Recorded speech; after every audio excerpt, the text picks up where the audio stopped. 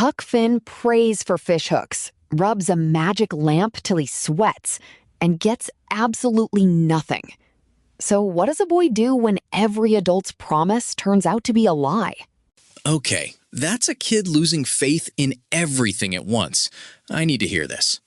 Chapter 3 opens with Huck caught between two versions of religion. Miss Watson tells him to pray, and he'll receive whatever he asks for.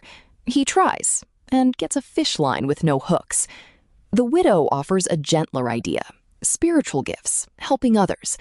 Huck can't see the profit in that either.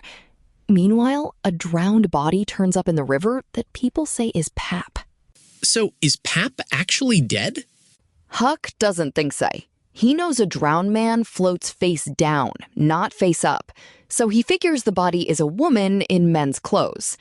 Then Tom Sawyer's gang of robbers falls apart when their grand ambush on Spanish merchants and A-rabs turns out to be a Sunday school picnic.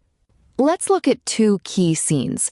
First, Huck sitting alone in the woods, thinking through prayer.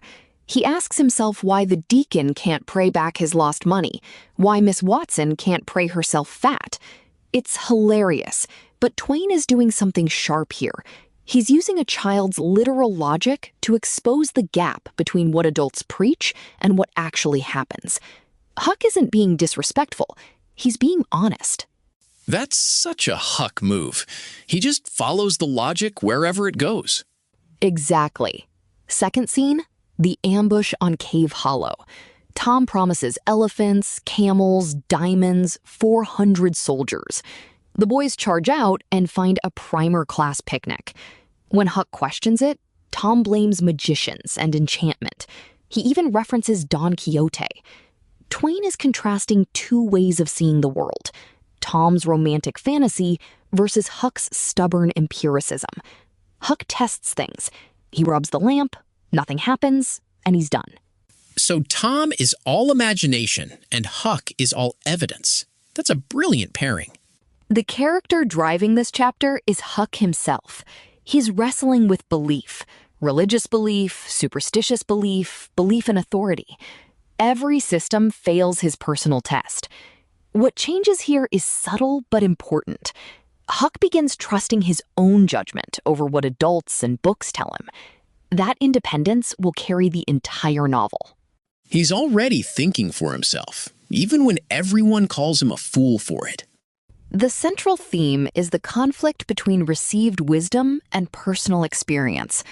Adults hand Huck religion, Tom hands him romance, and Huck measures both against reality.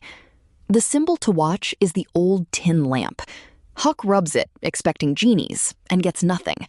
It becomes a perfect emblem of empty promises, whether from prayer, adventure stories, or the adult world. Could you use that lamp as a thesis anchor in an essay? Absolutely.